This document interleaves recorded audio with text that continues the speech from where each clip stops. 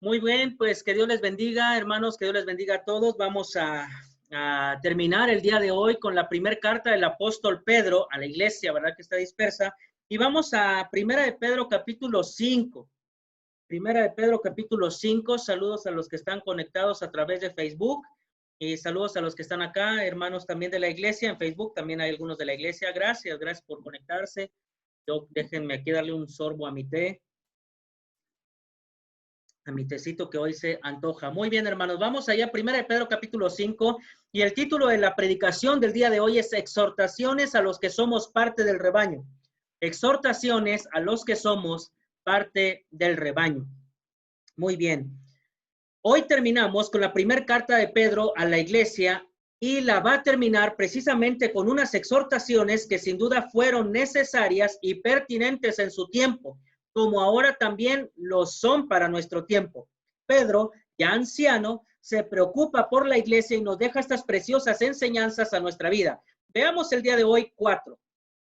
Quiero que veamos el día de hoy 4 exhortaciones a los que somos parte del rebaño. Que el Espíritu Santo redarguya nuestra vida por medio de su palabra predicada. Padre, en esta hora, gracias te damos por la oportunidad y bendición de poder compartir Dios palabra a través de este medio. Gracias por los hermanos que nos ven en este momento, los que nos habrán de ver a través de los distintos medios del canal de YouTube o este momento.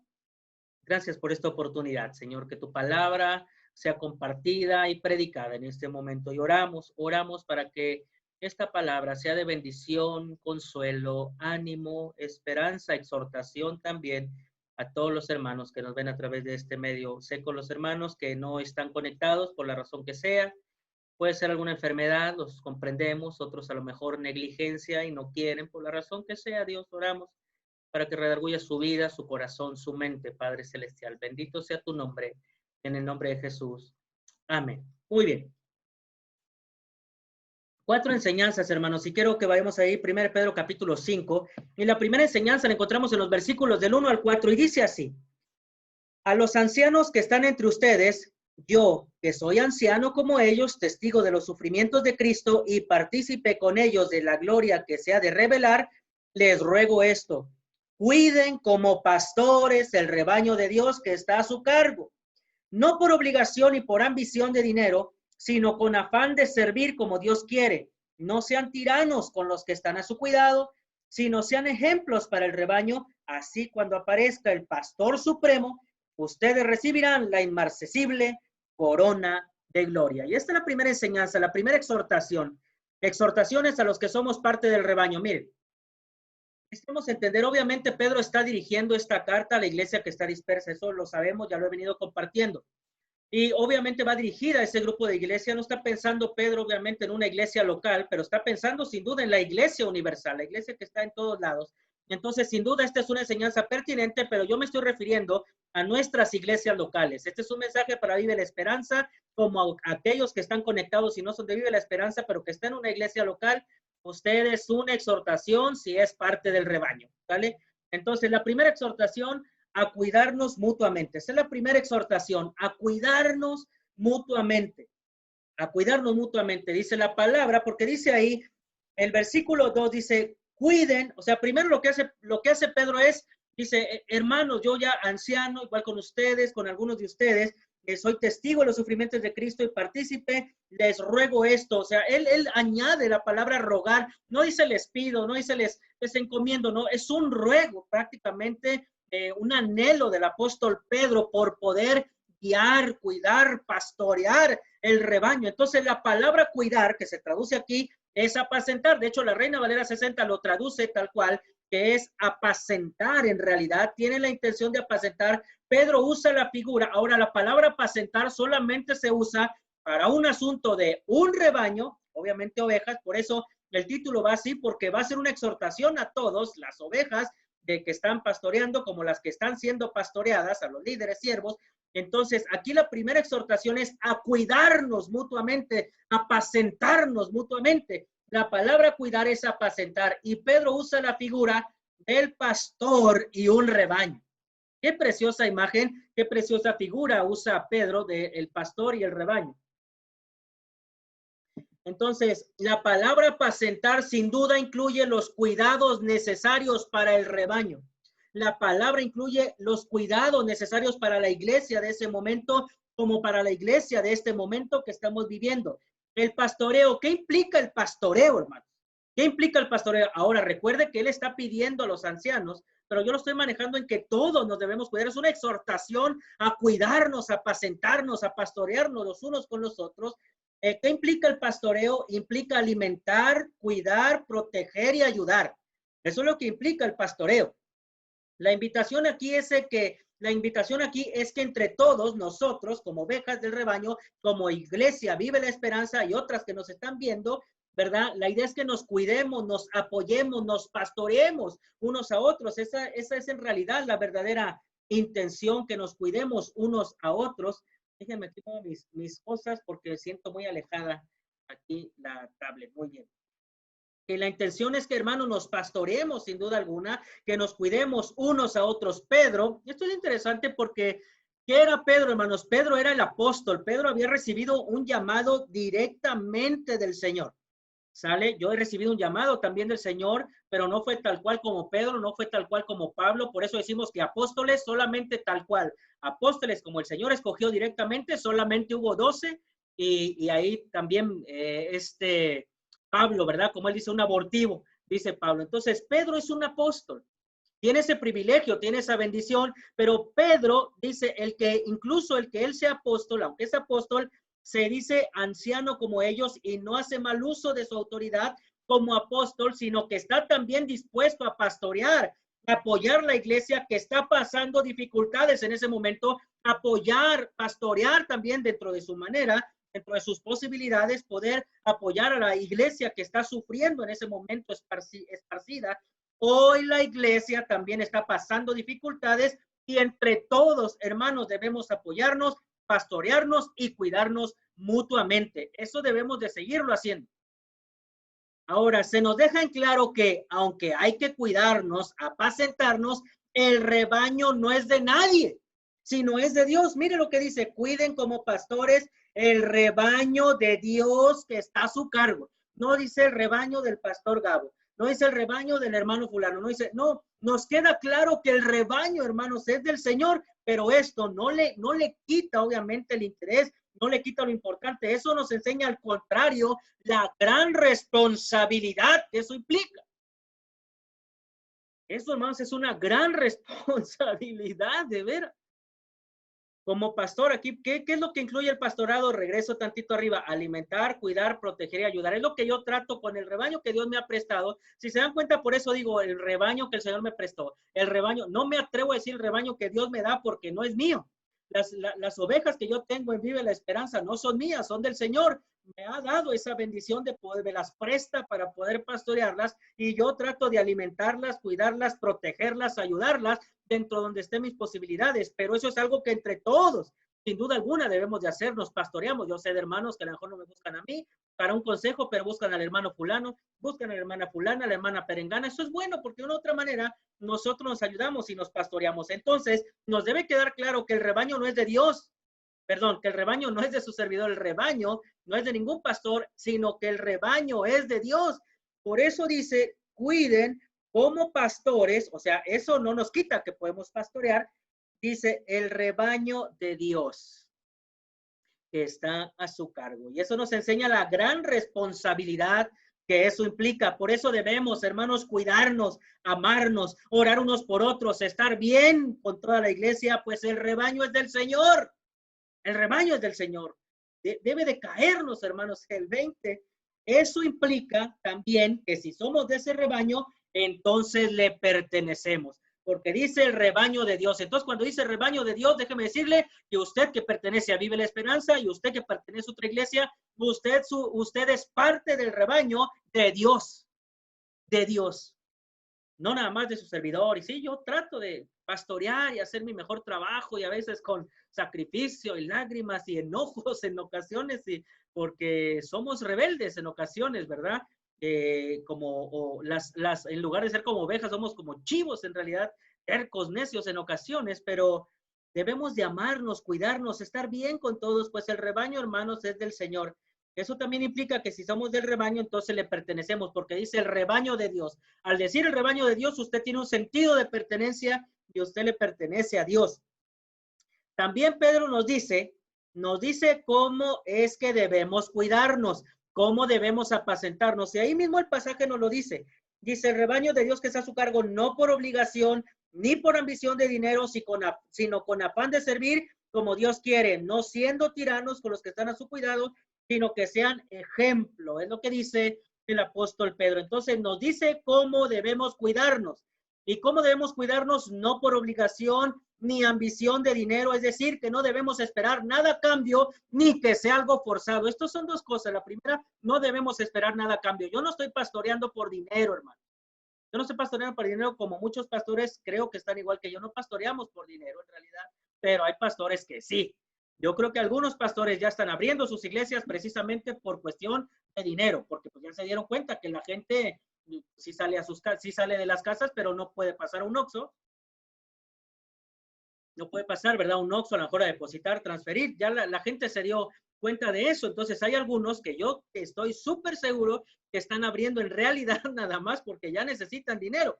Porque obviamente cuando nos reunimos, definitivamente la economía sube en la iglesia y obviamente también no afecta al pastor, pero no estamos aquí por dinero, hermanos. Y Pedro nos lo ha dejado bien claro. No espere usted nada a cambio. No lo haga por una ambición. No lo haga por dinero.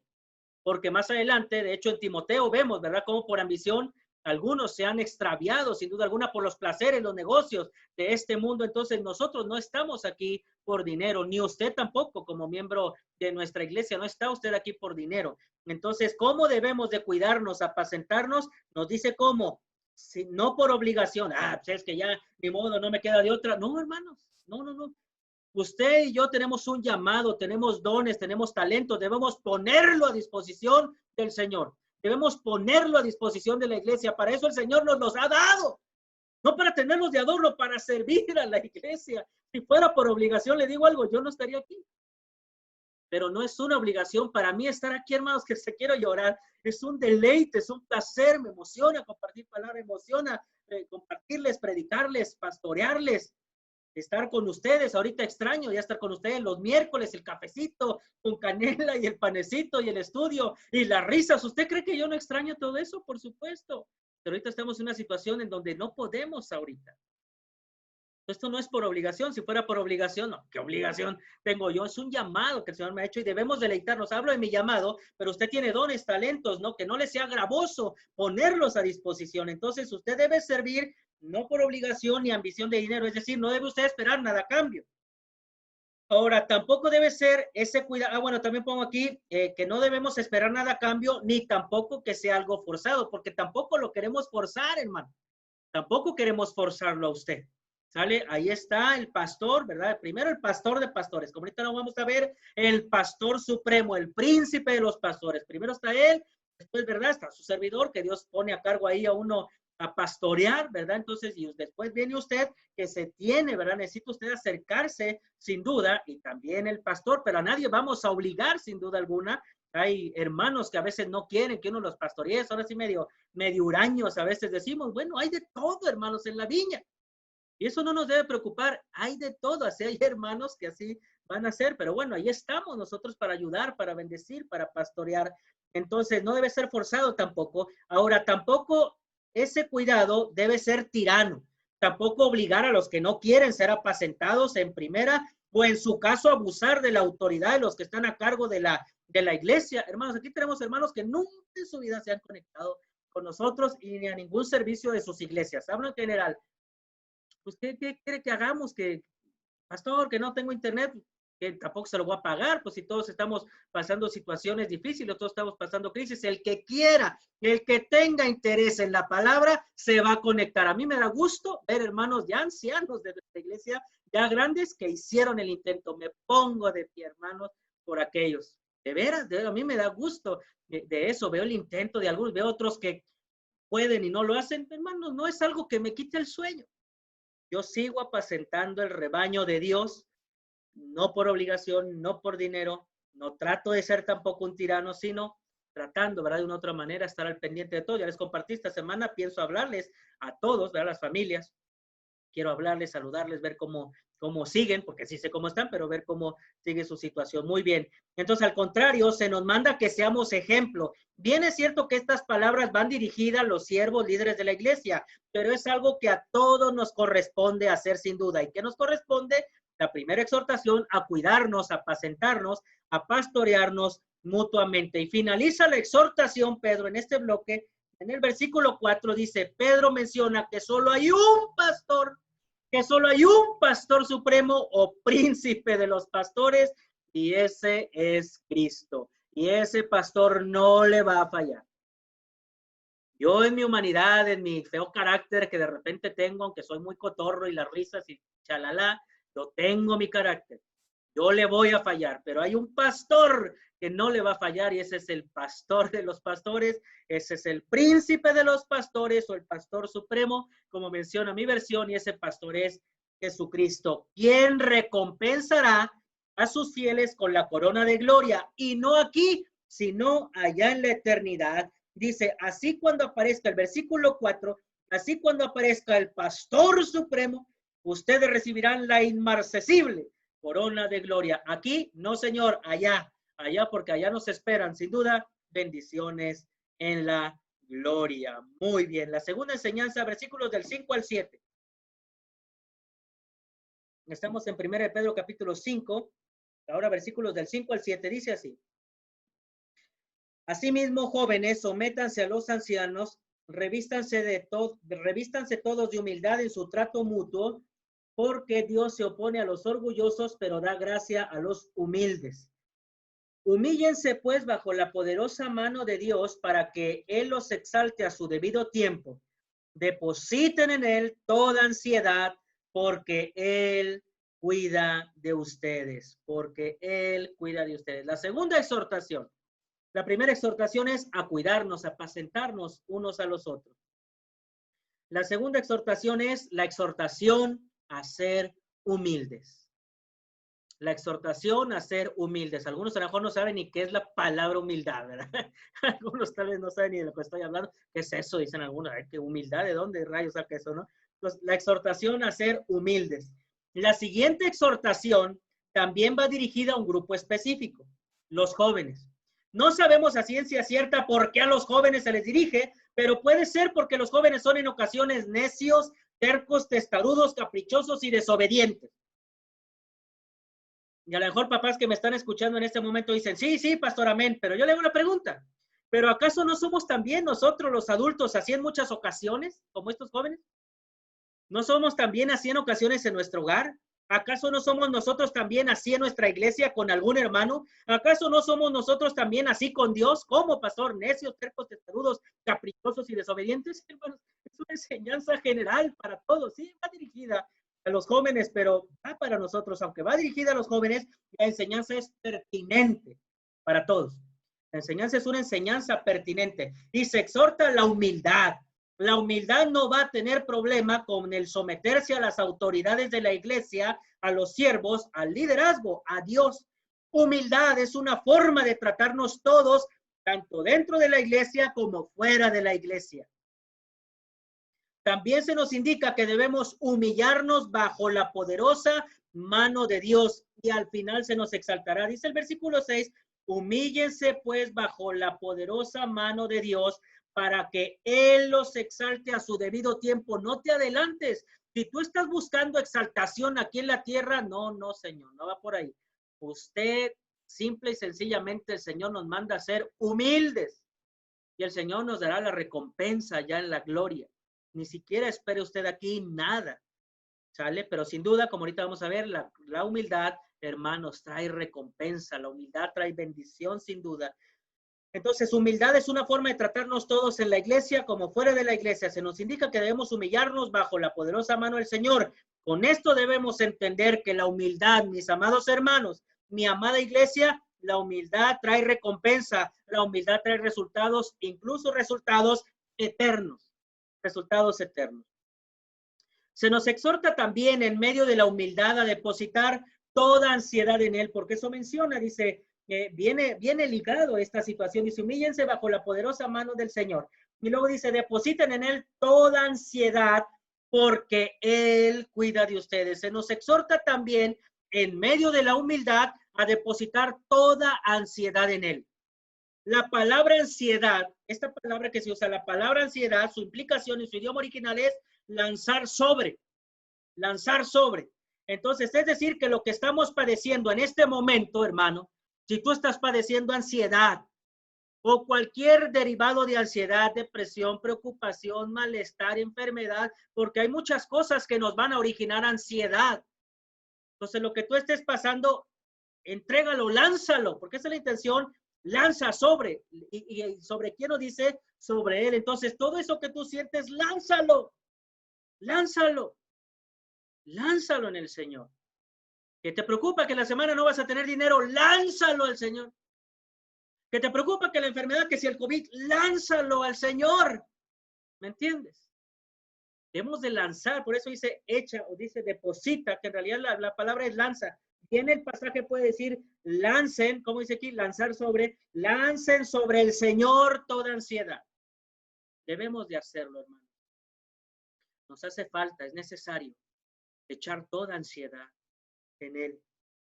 Es decir, lo que estamos padeciendo en este momento, se lo debemos de entregar al Señor. Hay muchas cosas que pueden causarnos ansiedad a nuestra vida. Si usted lo identifica, si usted sabe qué es, si usted sabe que le está causando, si usted sabe que le está causando ansiedad, échelo sobre el Señor.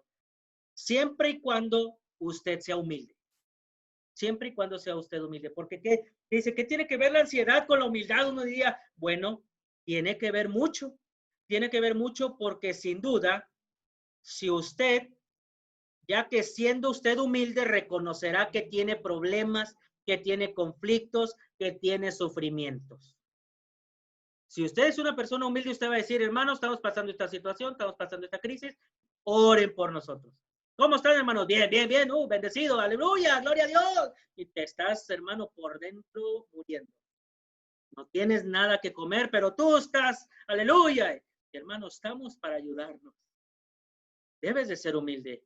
Yo ya lo he mencionado a la iglesia y lo vuelvo a hacer nuevamente. Si usted es miembro de iglesia de Vive la Esperanza y no tiene un pan que comer, que yo lo dudo, pero no falta quien, hermano, estamos para ayudarles, para bendecirles. Vemos cómo le hacemos y yo sé que voy a contar con varios hermanos que ese día van a depositar algo para usted, para que usted pueda comer. Pero necesita ser humilde. Ay, no, ¿qué van a decir los hermanos? Hermano, ¿ves por qué tiene que ver la humildad con parte de la ansiedad? A veces tenemos un dicho en la familia, no sé si todos se lo sepan, pero, o si sea algo común, pero decimos, el hambre te tumba y el orgullo te levanta. Decimos, no, hermanos, yo no he visto que alguien coma orgullo. De todos modos, uno se muere, se puede morir de hambre. Pero bueno, sé que no tenemos casos así en nuestra iglesia, pero si lo llega a ver, estamos para ayudar, bendecirlo, repetiré las veces que sean necesarias. Bueno, entonces, por eso hay muchas cosas que pueden causarnos ansiedad en nuestra vida. Si usted lo identifica, échelo sobre el Señor, ya que siendo humildes, si somos humildes, reconoceremos que tenemos problemas, conflictos, sufrimientos. Ahora, solo hay una razón, solo hay una que nos da Pedro para lanzarle al Señor toda nuestra ansiedad. Solo hay una. No hay muchas, solo hay una. Y esa razón es, fíjense cómo termina el versículo 7. Depositen en Él toda ansiedad porque Él cuida de ustedes. Porque Él cuida de ustedes. Entonces, esas razones, solo hay una razón para que echemos nuestra ansiedad, porque Él cuida, hermanos, de nosotros. Esta frase la entendemos, no tengo que ahondar tanto ni decirles al griego y vámonos y al idioma original. Es clarísimo. Entonces, ¿por qué no lo hacemos? Cristo, como el buen pastor, como el pastor supremo, cuida de nosotros. Vayamos con esa confianza a Él y depositemos, hermanos, nuestra ansiedad, depositemos nuestra carga en Él.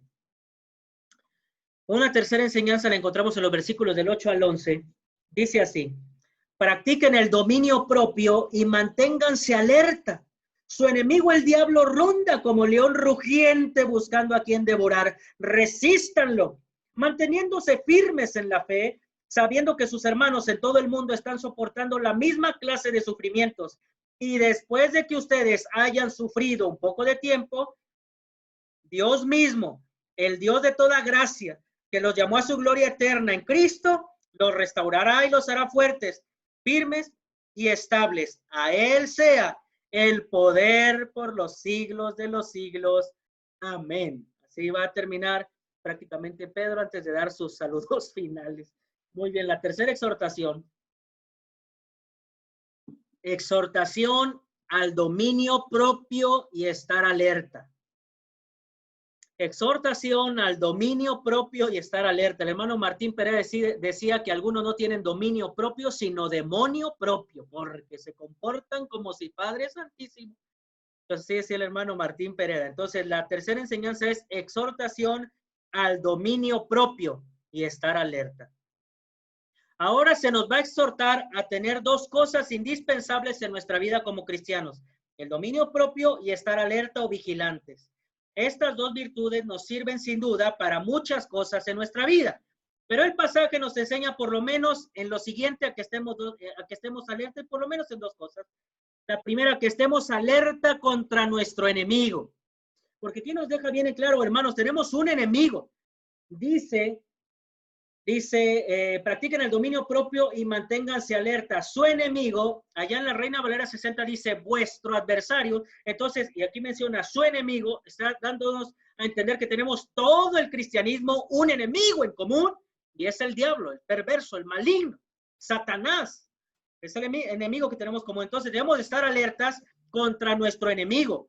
Lo primero que Pedro nos menciona es estar alerta porque tenemos un enemigo en común y es el diablo. Debemos de estar alerta ya que como león hambriento anda en busca de su presa, anda en busca de quien aniquilar. Hermano, ¿tú cuándo has visto que el león dañe y ahí deje a la presa? Bueno, puede dañar y dejarla ahí si anda un cazador y lo espanta con una escopeta y lo que sea, pero en su ambiente natural, en donde no hay absolutamente nadie más que animales, el león, si lo agarra, lo va a matar, lo va a destrozar, se lo va a comer, va a acabar, lo va a aniquilar. Y no me digas que eso no es lo que el diablo quiere hacer desde el principio. Quiere destruir matrimonios, familias, hijos, ciudades. Quiso destruir al pueblo de Israel. Quiso destruir al Mesías. Entonces, hermanos, siempre aquí, si algo caracteriza al demonio es destrucción. Destrucción, problemas. Eso es lo que lo caracteriza y debemos estar alertas, hermanos. Debemos estar alertas ya que anda como león rugiente, dice, buscando a quien devorar. Ahora, si usted sabe algo de los leones, sabrá que el león cuando sale a cazar alguna presa, ojo, el león no se avienta sobre todas a ver cuál cacha y listo, como si fuera una piñata, no es la piñata, dale, estamos a ver a dónde le atinamos, no, él está así. Está acechando, hermano, porque él va a dar un golpe certero. Él ve a la presa, de verdad, ahí están los documentales, no le estoy mintiendo nada. El león no anda, pues hay un montón, me les voy a lanzar a todos, a ver, no. Él agarra, se pone a ver, a acechar, él y sus secuaces, sus demonios, sus ángeles, están vigilando para ver en qué podemos caer. Nos está acechando, no creo que se va a ir con todos de un jalón, no, va a tratar de ser lo más específico posible, como lo hace en realidad un león. Acecha y ve al corderito que está ahí, lo ve descuidado y ve que por allá está la mamá, ya, se lo va a comer, va a ir por él, va a ir por él.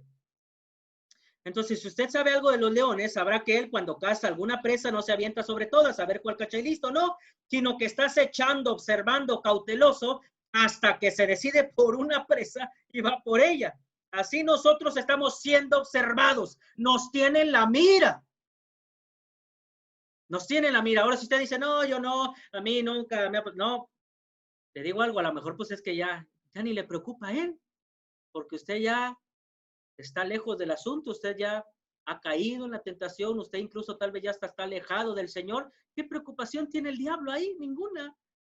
¿Sí me entiende? El que está preocupado es el Señor, porque hijo, pues ¿cuándo vas a regresar a mí? Bueno, estamos siendo observados, nos tienen la mira. Ahora, ¿qué debemos hacer? ¿Qué debemos hacer? Aquí nos dice, practiquen el dominio propio y manténganse alerta. Su enemigo, el diablo, ronda como león rugiente buscando a quien devorar. Resístanlo manteniéndose firmes en la fe. ¿Qué debemos de hacer? Primero, estar alertas. Eso es lo primero. Lo primero es estar alerta, porque así inicia, practiquen el dominio propio y manténganse alerta. Si tú no tienes dominio propio, hermano, pues no vas a estar alerta. Por eso esto va junto con pegado. Entonces, lo primero que debemos de hacer es estar alertas, vigilantes. Es la intención correcta en su idioma original, estar vigilantes en nuestro puesto de guardia. Debemos estar vigilantes. Lo segundo, no debemos bajar la guardia, quiero que entiendas. Lo segundo que debemos de hacer es resistirlo, firmes en la fe, resistirlos, resistirlo, es lo que debemos de hacer. Te lo voy a repetir una vez más. ¿Qué debemos de hacer cuando tenemos ataques del enemigo, o que se nos enfrenta el enemigo, o que se nos enfrenta un endemoniado? Resistirlo. Eso es lo que hay que hacer. Tú dices, caray, ¿qué onda? Nuestra lógica es corro, como esas presas, ¿no? Que leonan y corre la presa. No, a nosotros no se nos manda correr, se nos manda resistir. Se nos manda resistir, hermanos. Lo habías analizado de esta manera. Se nos manda resistir. O sea, resiste. ¿Qué resistas? Pues el ataque, la tentación, lo que te está mandando el enemigo. Resístelo, es lo que está diciendo. Nos dice Pedro, resístanlo. Esto es muy interesante porque la mayoría de los cristianos, ¿qué hacen, hermano? ¿Qué hace la mayoría de los cristianos cuando sienten a lo mejor una presencia maligna? Porque sí las hay y se siente en ocasiones, si usted no ha pasado por eso, qué bueno. O cuando está con algún endemoniado, qué sé yo, cuando siente alguna opresión del diablo, porque nos oprime en ocasiones, ¿qué hace? ¿Qué hace el cristiano común y corriente? ¿Qué hace? ¿Qué hace el cristiano ante el diablo? Lo reprende, lo ata, desata, azota, conjura y hasta se ponen a platicar con él. Hermanos, ¿de dónde sacamos eso? La Biblia no, por ningún lado en la Biblia se nos enseña que debemos, por ningún lado se nos enseña tales cosas en la Biblia. La Biblia no nos dice, no nos enseña que debemos de reprenderlo, no nos dice que debemos atarlo. Eso lo hacen los ángeles. Allá en Apocalipsis, con la serpiente, ¿verdad? Que sale, viene un ángel con una cadena y lo ata. Nosotros no podemos atar, nosotros no podemos reprender. ¿De dónde sacamos esas tonterías? Debemos resistir. Debemos resistir. Por ningún lado de la Biblia se nos dice que debemos reprender, atar, azotar, conjurar y hasta, ¿cómo te llamas? Pues si no somos Cristo, hermano. ¿Cómo te llamas? Dime tu nombre. Pues váyanse por un café y váyanse a tomar juntos un cafecito. No, no va por ahí el asunto. La Biblia por ningún lado nos enseña tales cosas. La Biblia no nos enseña a reprenderlo. Con la sangre de Cristo te reprendo. Hermano, la sangre de Cristo no es para reprender, por Dios santo. No rebajes ese asunto. No digas tus herejías. La sangre de Cristo no es para eso. Estoy molesto, se ve que estoy molesto. Dice, no se nos enseña que debemos reprender ni con la sangre de Cristo, ese tipo de cosas que luego andamos repitiendo de otros grupos. La Biblia nos enseña que debemos resistirlo, señores. Resistirlo. Viene el ataque, no corras, lo vas a resistir. ¿Recuerdas cuando yo me dio aquí calor y hasta estoy sudando y ahora no prendí el abanico? Cuando Pedro, el Señor le dice a Pedro, Pedro, Satanás me ha pedido zarandearte. Y no dice el Señor Jesús, pero yo le dije que no, dice, yo he rogado por ti para que tu fe no falte. ¿Y qué dice acá? Tu enemigo, el diablo, dice, manténganse firmes en la fe. Otra vez la fe. Usted lo va a resistir en la fe, hermanos. La Biblia por ningún lado nos enseña tales cosas de reprender. Eso se nos enseña que debemos resistirlo. La palabra que se traduce como resistir es con la intención de pararse en contra. O sea, él viene, se levanta, Señor. Se me levanta, no se me tira, se me levanta en la fe, en el nombre del Señor. Usted me lo va a resistir. Lo que le mande, lo va a resistir. La palabra que se traduce es pararse en contra. Es decir, que si lo vemos venir, debemos pararnos, no huir, no reprender, no atar, no decir la sangre de Cristo tiene poder. No, eso no. Tiene poder para otra cosa, pero no para eso. Usted y yo debemos ponernos de frente y por medio de la fe, no por nuestras fuerzas, por medio de la fe, no reprendiendo ni haciendo tales cosas, sino por medio de la fe, enfréntele batalla, enfréntele batalla. Así que estemos vigilantes ante los ataques de nuestro enemigo, confiando en nuestro Señor Jesucristo y la fe que le tenemos. Y otra cosa más ahí, tengamos dominio propio en medio del sufrimiento. Pedro recalca a los hermanos que no son los únicos que están sufriendo. Dice el versículo 9, resístanlo manteniéndose firmes en la fe, sabiendo que sus hermanos en todo el mundo están soportando la misma clase de sufrimientos. Tengamos el dominio propio en medio del sufrimiento. Pedro recalca a los hermanos que no son los únicos que están sufriendo. Con esto nos pone a todos los pies sobre la tierra porque siempre estamos tentados a pensar que nadie sufre más que nosotros. Pedro pone los pies en la tierra a la iglesia que está dispersa. No es así, muchos están sufriendo, hermanos, en este momento de maneras distintas. Como en el tiempo de Pedro, algunos también estaban sufriendo de maneras distintas. Puede ser que algunas parecidas, pero de alguna u otra manera todos estaban sufriendo. Requerimos dominio propio cuando sufrimos. ¿Por qué? ¿Por qué requerimos dominio propio en el sufrimiento? Porque puede pasar por nuestra mente el querer alejarnos de Dios. Puede pasar por nuestra mente el querer alejarnos del rebaño, querer alejarnos de la iglesia. Requerimos dominio propio porque eso nos permitirá continuar a pesar de la situación que estemos pasando.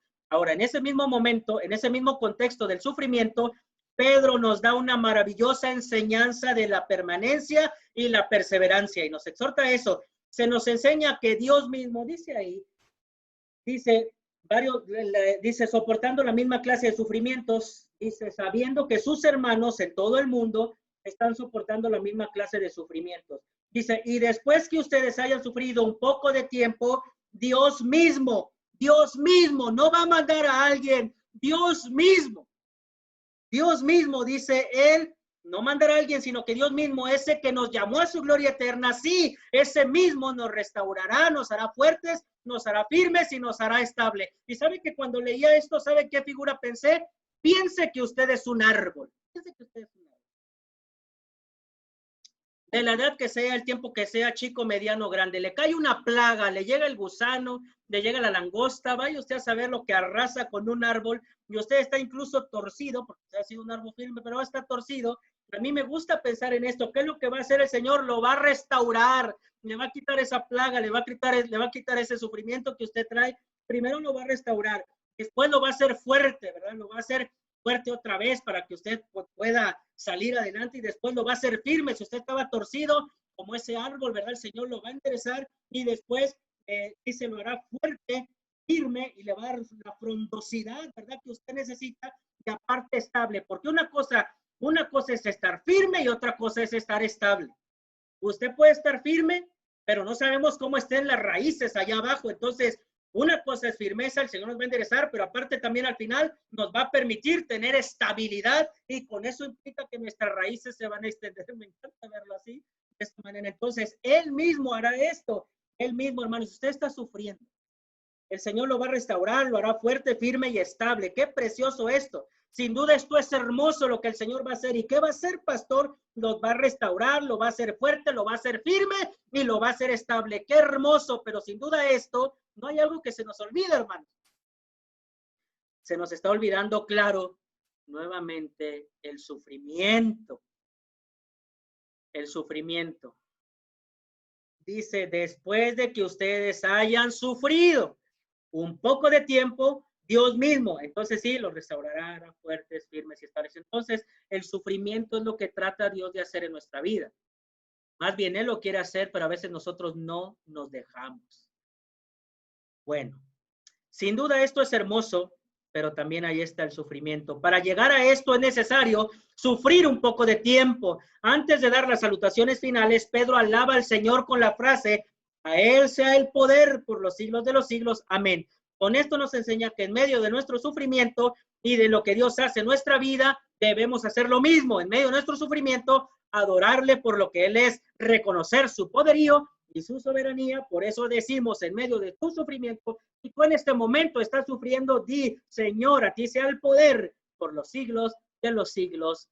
Amén y amén. Y una exhortación final. Versículos 12 al 14, una exhortación final.